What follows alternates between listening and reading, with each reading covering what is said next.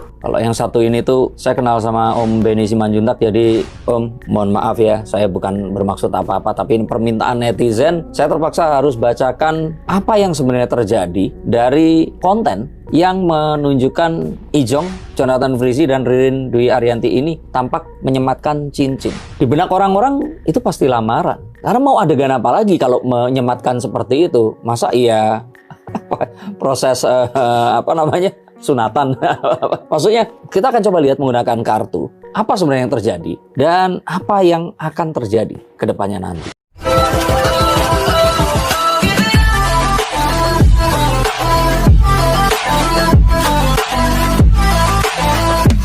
Nah, kalau untuk hubungan antara Ijong dan Ririn sendiri, sebenarnya kan ini udah cukup lama juga berjalan. Dari kedua belah pihak keluarga ini sudah ada restu atau seperti apa?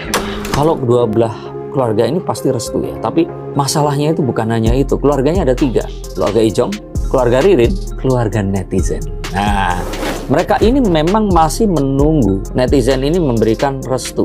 Nah, mungkin saya melihat penyematan dengan cara seperti itu untuk testing the water. Jadi kayak melihat ribut apa enggak nih, sampai di titik mana akan kafir-kafirin atau apa yang ditakutkan oleh Om Benny itu tadi. Karena pasti yang akan digoreng pasti Ririn nanti. Dan saya yakin itu yang akan terjadi. Jadi kayak mencoba melihat, kalau ternyata nanti ini semua nggak terlalu riuh dan heboh, bisa saja ini akan direalisasikan. Tapi kalau ternyata ini cukup riuh, ya mungkin saja itu disembunyikan, walaupun bisa saja itu dilakukan secara sembunyi-sembunyi. Netizen sendiri masih banyak spekulasi mengapa Ijong dan Ririn sampai hari ini belum menikah. Bisa saja ada beberapa netizen yang berpendapat ini karena Ririn ini masih menimbang-nimbang atau mungkin masih kepikiran terkait Ijong yang pernah membangun bahtera rumah tangga namun harus kandas, dan banyak juga perkataan-perkataan dari mantan istri Ijong ini bahwasanya sikap Ijong yang ya banyak cerita negatif lah dari mantan istri. Enggak lah, kalau hal seperti itu wanita itu udah, jangankan itu perkataan, melihat pasangannya melakukan negatif, kalau udah sayang tetap aja mereka tutup mata. Banyak orang-orang yang sampai dikasarin aja, di KDRT, mereka nggak mau nyerain, dan itu kemudian berakhir jadi klien saya. So, untuk kalian semua yang sulit berpisah dengan seseorang, nggak tahu kenapa kok sayang, padahal orang ini bentuknya amburadul, kagak punya duit, orangnya jahat, suka mukulin kalian atau apa, yuk ngobrol sama saya, siapa tahu setelah itu bisa jadi waras. Nah, tapi yang ingin saya katakan di sini adalah itu nggak jadi soal. Apapun pendapat orang lain tentang Ijong, Ririn punya pendapatnya sendiri. Tapi yang saya lihat di sini itu lebih kepada mereka ini sebenarnya takut kalau setelah mereka mengumumkan terus jadi kena cancel, terus nggak dapat pekerjaan lagi, terus mau cari nafkahnya gimana? Karena mereka masih main sinetron kan. Nah, kebayang nggak kalau ternyata nanti salah satunya pindah agama, terus yang lainnya ini disebut sebagai pihak yang membuat ini pindah agama. Kalau ternyata agamanya tadinya Buddha terus masuk Kristen, atau Kristen terus masuk Konghucu atau apapun, orang nggak akan ribet. Tapi kalau ada hubungannya sama Islam, kecuali masuk, pasti akan jadi sebuah petaka yang sangat besar. Ini satu sisi lagi nih. Netizen juga menganggap hubungan Ijong sama Ririn ini bagaikan, kalau kita perandaikan ya, kayak hubungan antara Arya Saloka dan Amanda Manopo. Maksudnya kan pada awalnya Ijong bercerai atau berpisah ini kan memang sudah dari awal dicurigai Ijong ini bersama Ririn, dan pada akhirnya terbukti, dan sekarang juga sudah mereka berdua sudah bahasanya sudah open for public kan kedua hubungannya. Ini takut mengganggu hubungan mereka juga kalau tiba-tiba mereka ini menikah. Siapa yang berpendapat begitu? 100 untuk kalian. Betul sekali.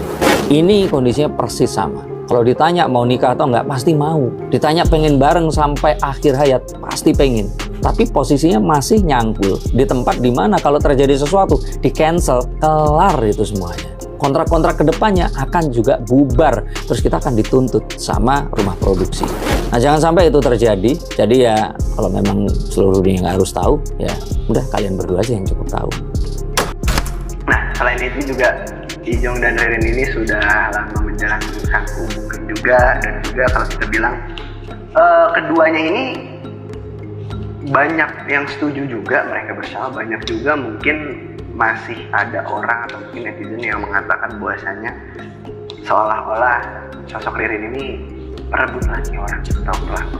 Nah, menurut Mas Denny Darko sendiri, kalaupun mereka memang bersama nantinya ataupun harus menikah, akankah Ririn yang pindah mengikuti Ijong atau Ijong yang akan mengikuti Ririn?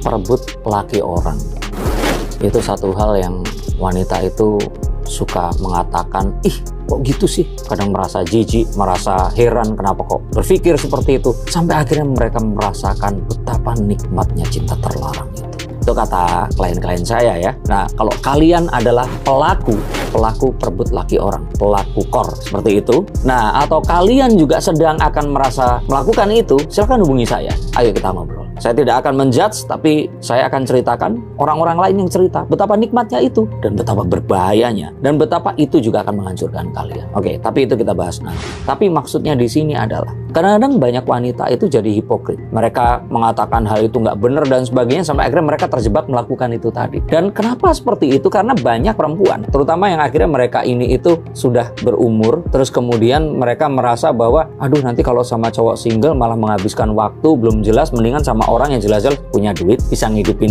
perempuan, bisa nyekolahin anak, hidupnya tenang seperti itu. Karena wanita itu butuh kepastian, walaupun pastian itu pastian yang haram. Nah, tapi saya melihat bahwa ya nilai itu sepertinya sudah mungkin di perkotaan atau apa sudah dilampaui dan kayaknya orang juga udah nggak meributkan itu. Tapi kemudian apa tadi pertanyaannya? Kira-kira apa yang akan terjadi? Nggak, kira-kira siapa yang akan ikut siapa? Kan ini perbedaan agama dan juga apa yang akan terjadi ke depan.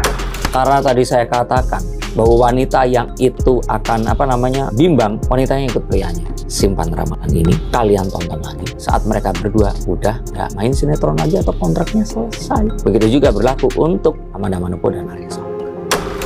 Tapi kan kalau kita bilang Ijong ini juga sudah sempat menjalani rumah tangga dan akhirnya gagal. Kini sama Ririn kayaknya adem ayem aja, walaupun belum rumah tangga ya, tapi kayak nggak ada masalah, happy aja. Apakah ini karena Ijong lebih cocok dengan Ririn daripada mantan istrinya atau seperti apa Mas Indra? Pelajaran untuk para wanita. Kalau laki-laki itu nggak dikasih tanggung jawab atau nggak dikasih komitmen, mereka akan jadi seseorang yang sangat menyenangkan, paling peka. Mereka akan jadi pria yang paling mengayomi kalian. Nah, coba saat kalian berikan tanggung jawab, komitmen, dan berikan mereka satu target ya, yang mana mereka ini harus penuhi. Tiba-tiba mereka ini akan jadi seseorang yang ghosting, hilang-hilangan dan sebagainya. Karena pacaran itu sangat menguntungkan pihak pria. Mereka akan mendapatkan sesi bahagia bersama si wanita, tapi mereka nggak ikut pusing saat wanita ini haid, premenstruasi, after menstruasi. Kalau pacaran udah lihat cantiknya, tapi dandannya nggak ngeliat, ya kan? Nggak ngeliat kalau ngomel-ngomel nggak punya duit tapi nemenin belanja seperti itu. Nah, coba para pria pasti dikit. Para wanita deh coba. Kenapa kok cowok-cowok kalian dulu waktu kalian pacaran itu kayak baik semua? Pacarannya lama tapi begitu nikah, loh kayaknya berubah. Nah, ini yang terjadi. Dan kalau saya katakan ya hal seperti ini tuh wajar. Tapi pertanyaannya adalah kenapa kok wanita ini yang lebih pilih untuk menyerahkan segala sesuatu dalam hidup mereka?